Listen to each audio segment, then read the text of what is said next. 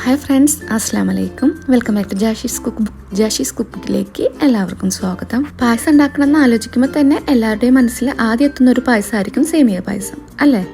ഞാൻ സേമിയയെ കൊണ്ട് ഒരു സ്വീറ്റും പിന്നെ 2 സ്നാക്സ് റെസിപ്പികളൊക്കെ ഉണ്ടാക്കി ഷെയർ ചെയ്തിട്ടുണ്ടെങ്കിലും സേമിയ പായസത്തിൻ്റെ റെസിപ്പി ഇതുവരെ ഷെയർ ചെയ്തിട്ടില്ല. അപ്പോൾ ഇന്ന് എൻ്റേതായിട്ടുള്ള രീതിയിൽ ഒരു സേമിയ പായസം ഒന്ന് കണ്ടു നോക്കിയാലോ. ഞാൻ മുന്നേ ഈസി ആയിട്ട് ഉണ്ടാക്കാവുന്ന 5 പായസത്തിൻ്റെ റെസിപ്പികൾ ഷെയർ ചെയ്തിട്ടുണ്ട്. അപ്പോൾ അത് കാണണം എന്നുള്ളവർ മറക്കാതെ ഡിസ്ക്രിപ്ഷൻ ബോക്സ് ഒന്ന് ചെക്ക് ചെയ്താൽ മതി കേട്ടോ.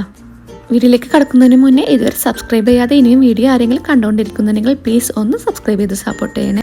ഒപ്പം തന്നെ ഇതുപോലുള്ള ഈസി റെസിപ്പികൾ ഞാൻ അപ്ലോഡ് ചെയ്യുമ്പോൾ അതെല്ലാം മിസ്സാതെ കാണാനായി ബെല്ലൈക്കൺ കൂടെ പ്രസ് ചെയ്ത് നോട്ടിഫിക്കേഷൻ കൂടെ കിട്ടുന്നുണ്ടെന്ന് ഒന്ന് ഉറപ്പുവരുത്താട്ടോ.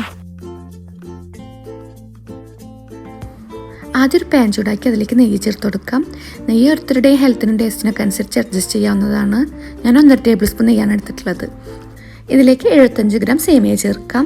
നല്ല കനം കുറഞ്ഞ നേർത്ത സേമിയ ഉണ്ടെങ്കിൽ അതന്നെ എടുക്കാം കേട്ടോ. അതിൽ ഫ്രൈഡ് സേമിയയാണ് ഉള്ളതെങ്കിൽ പോലും ചെറുതായിട്ട് നെയ്യിൽ ഇങ്ങനെ വഴറ്റുന്നത് നല്ലതായിരിക്കും.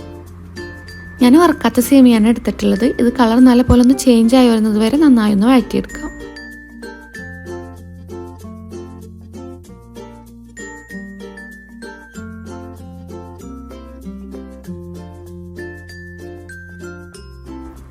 ഇപ്പോൾ സേമിയ നല്ല പോലെ വഴന്ന് കളറൊക്കെ ചേഞ്ച് ആയി വന്നിട്ടുണ്ട്. ഇനി നമുക്കിതിലേക്ക് 1 ലിറ്റർ പാൽ ചേർക്കാം. പായസം ഉണ്ടാക്കുമ്പോൾ സാധാരണ പാലിനേക്കാൾ കുറച്ചുകൂടെ നല്ലത് ഫുൾ ഫാറ്റ് ലോങ് ലൈഫ് പാലായിരിക്കും കേട്ടോ. അപ്പോൾ നമുക്ക് നല്ലൊരു തിക്ക് കൺസിസ്റ്റൻസിയിലുള്ള പായസം റെഡിയാക്കാൻ പറ്റും.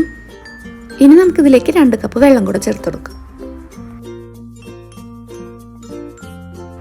മധുരത്തിന് വേണ്ടിയിട്ട് ഞാൻ മിൽക്ക് മെയ്ഡാണ് ചേർക്കുന്നത്. നന്നായി ഒന്ന് മിക്സാക്കി കൊടുത്തതിന് ശേഷം മധുരം ബാലൻസ് ആക്കാൻ വേണ്ടി കുറച്ച് ഉപ്പ് കൂടെ ഒന്ന് ചേർത്ത് കൊടുക്കാം.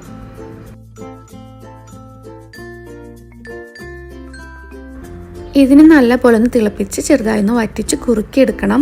അപ്പോൾ അതൊന്ന് കുറുകി വരുന്ന സമയം കൊണ്ട് നമുക്ക് അണ്ടിപ്പരിപ്പും പിന്നെ വേറൊരു ചേരുവ കൂടി ഒന്ന് വഴറ്റിയെടുക്കാം. ചൂടായ പാനിലേക്ക് 1.5 ടേബിൾ സ്പൂൺ കൂടെ നെയ്യ് ചേർത്ത് കൊടുക്കാം. നെയ്യ് ചൂടായാൽ സ്പ്ലിറ്റ് ചെയ്ത് അണ്ടിപ്പരിപ്പ് ചേർത്ത് നന്നായി ഒന്ന് വഴറ്റാം. എൻ്റെ മുന്നത്തെ പായസത്തിൻ്റെ റെസിപ്പികൾ കണ്ടവർക്കറിയാം, 1-2 പായസത്തിലൊക്കെ ഞാൻ മുന്തിരിക്ക് പകരം നേന്ത്രപ്പഴം വഴറ്റിയിട്ടാണ് ചേർത്തിട്ടുള്ളത്. നല്ല പഴുത്ത പഴം നെയ്യിൽ വഴറ്റി പായസത്തിൽ ചേർക്കുമ്പോൾ ഒരു പ്രത്യേക ടേസ്റ്റ് എനിക്ക് തോന്നിയിട്ടുണ്ട്.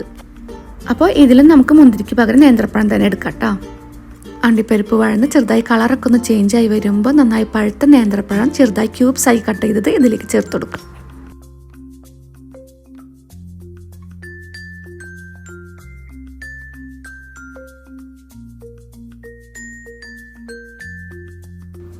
ഇനി നമുക്കിതിലേക്ക് 1 ടേബിൾ സ്പൂൺ പഞ്ചസാര കൂടെ ചേർക്കാം. നല്ല മധുരമുള്ള പഴമാണെങ്കിൽ പിന്നെ പഞ്ചസാര ചേർക്കേണ്ട ആവശ്യമൊന്നുമില്ല കേട്ടോ.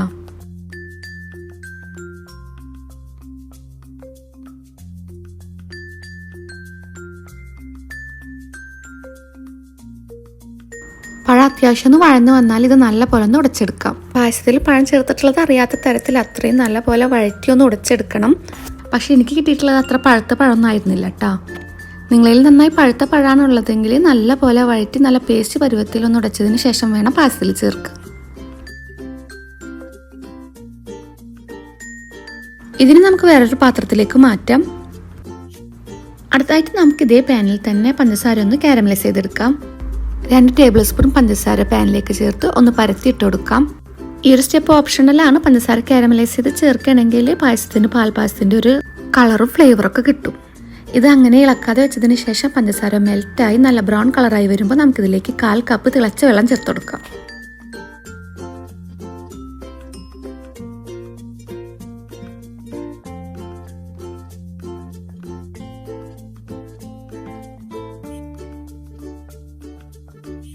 വെള്ളം ചേർത്തിട്ട് തന്നെ പഞ്ചസാര ഒന്ന് കട്ടായി പോവും. പക്ഷെ വെള്ളം തിളക്കും തോറും അത് മെൽറ്റായിക്കോളും.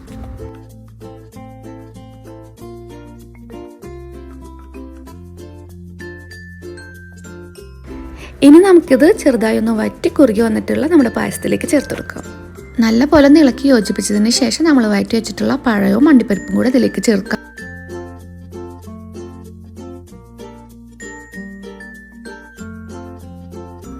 ഇതിനൊരു 5 മിനിറ്റ് നന്നായി ഒന്ന് ഹൈ ഫ്ലെയിമിൽ തിളപ്പിക്കാം. അപ്പോൾ പഴം ഒന്നുകൂടെ നന്നായി ഒന്ന് ഉടഞ്ഞ് പായസത്തിൽ നല്ല പോലെ ഒന്ന് അലിഞ്ഞു ചേർന്നോളൂ. ഹൈ ഫ്ലെയിമിലായതുകൊണ്ട് തന്നെ ഇടയ്ക്ക് നന്നായി ഒന്ന് ഇളക്കി കൊടുക്കാൻ മറക്കണ്ട കേട്ടോ.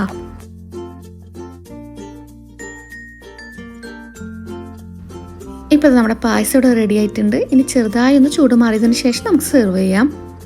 അപ്പോൾ ഇങ്ങനെ ഇതുവരെ പായസം ട്രൈ ചെയ്ത് നോക്കാത്തവർ തീർച്ചയായും ഒന്ന് ഉണ്ടാക്കി നോക്കിയിട്ട് ഫീഡ്ബാക്ക് കമൻറ്റായി അറിയിക്കാം കേട്ടോ. വീഡിയോ ഇഷ്ടമായ ലൈക്കും ഷെയറൊക്കെ ചെയ്യാൻ മറക്കല്ലേ. വീഡിയോനെ പറ്റിയുള്ള അഭിപ്രായം കമൻറ്റായി തന്നെ അറിയിക്കാം. അപ്പോൾ ഇൻഷാല്ല ഇതുപോലുള്ള ഈസിയും ടേസ്റ്റിയും വെറൈറ്റിയുമായിട്ടുള്ള റെസിപ്പിയുമായി അടുത്ത വീഡിയോയിലൂടെ കാണുന്നവരേക്കും ബൈ. അസ്സലാമലൈക്കും.